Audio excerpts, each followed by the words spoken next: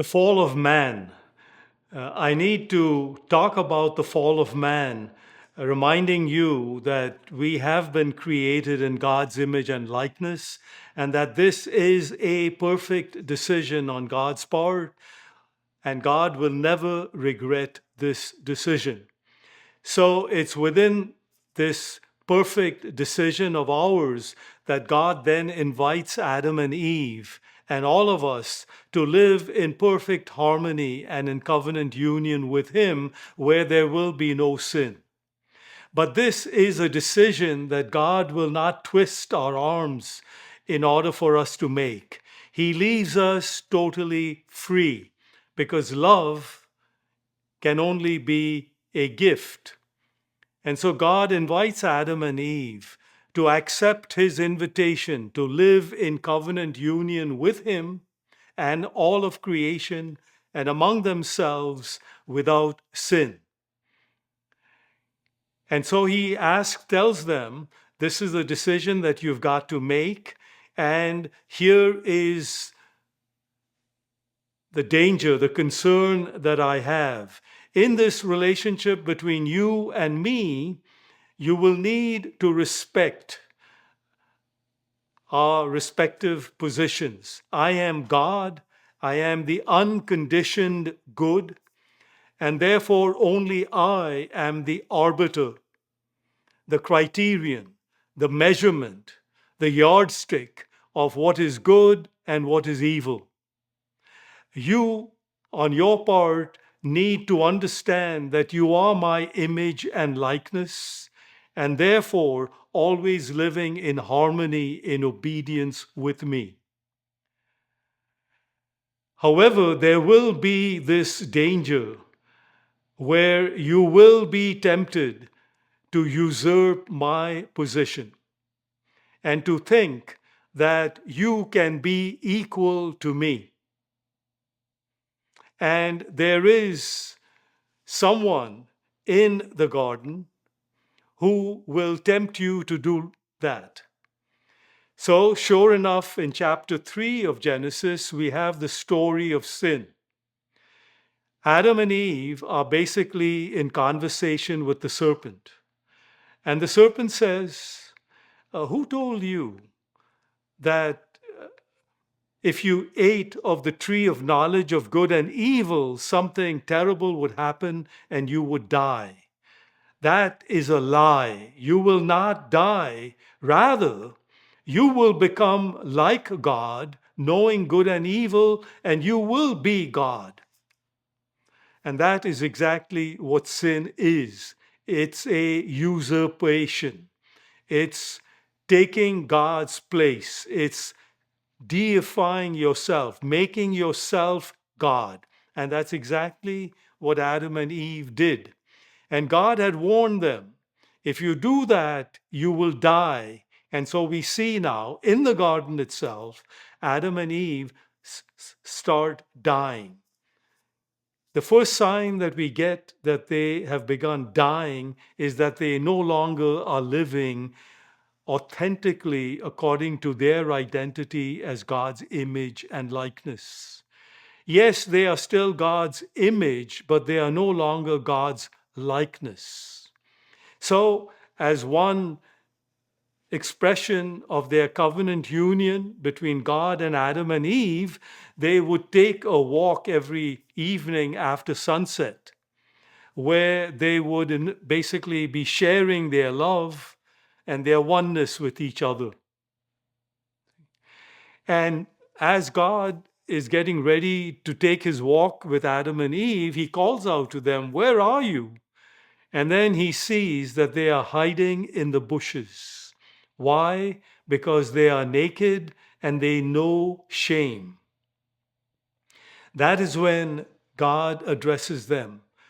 So you did eat of the tree of knowledge of good and evil, and you did not respect me as being your unconditioned good, and therefore as the only one who can be the criterion for what is good and what is evil. And you have chosen to replace me, to stand up against me rather than with me. As long as you stood with me, everything went well. Now that you have chosen not to stand with me, but to stand against me, everything has gone wrong with you. And so let me ask you, in the presence of the serpent, Adam, tell me, why did you do this? And Adam no longer has this harmonious relationship with God, nor with his wife, nor with himself. And so, what is his response? He blames her. He does not take responsibility for his action. This is once again what sin is. Sin is all about me. And so you become extremely selfish. Uh, and so everybody is the problem except me. And this is exactly what Adam starts to demonstrate. Have you noticed how very contrary, how very different his behavior is now than when he was in the garden without sin? In the garden without sin, he was naked and he knew no shame. In the garden, he was in perfect harmony with all of creation because he named them and they fed them copiously. See? Everything was wonderful. And now, when you look at him, he is miserable, he's unhappy, he's angry, he's bitter, he's divisive. And God's prophecy is taking place before their very eyes. And then he turns to Eve and he asks Eve, why did you eat of the fruit of knowledge of good and evil after I had warned you? And why is it then that you did not trust my judgment and my goodness when all the things that I did for you and Adam, see, were out of pure love? All of this is implied. And what does Eve say? She blames the serpent. Both of them basically are saying, had they not been tempted, in Adam's case by Eve, or in Eve's case by the serpent, they would not have eaten of the apple, of the tree of knowledge of good and evil. You see how disingenuous sin is. It's so inauthentic.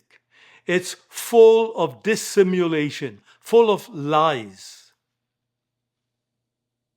God does not need to ask Satan, the serpent, the same question. Because meanwhile, Satan is gloating and he thinks that he has destroyed God by destroying his image and likeness.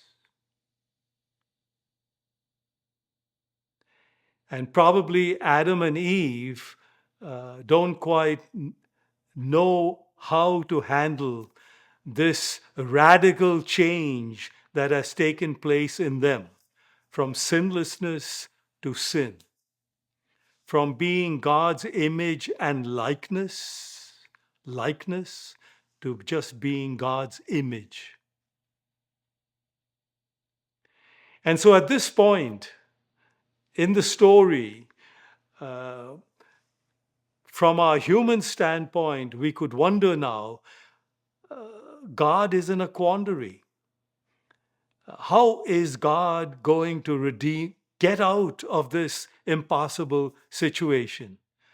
Is he going to have regrets about the decision that he made to create us in his image and likeness?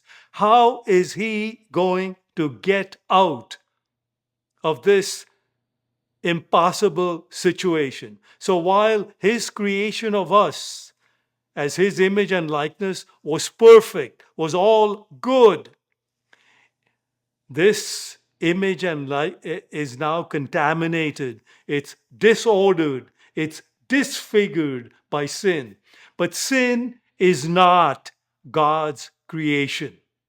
God did not add sin to his creation. Sin is man's creation. Sin is a human doing.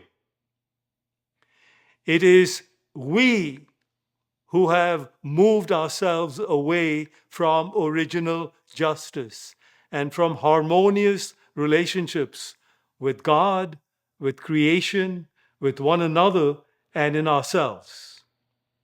And so we will see, as I said earlier, God will never go back on his decision because God's decisions are perfect. God can only will what is good.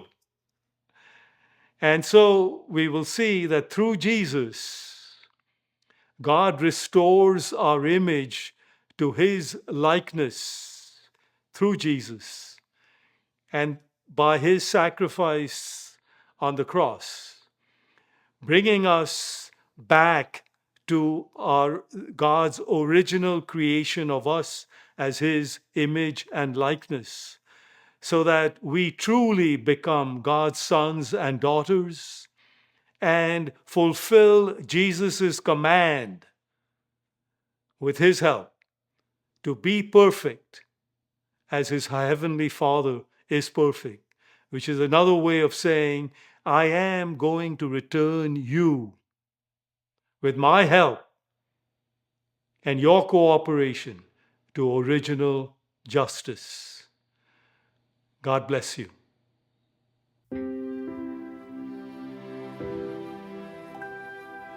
Making Great Saints is brought to you by Our Lady's Healing Center. For more information about our healing program, please visit ourladieshealingcenter.com.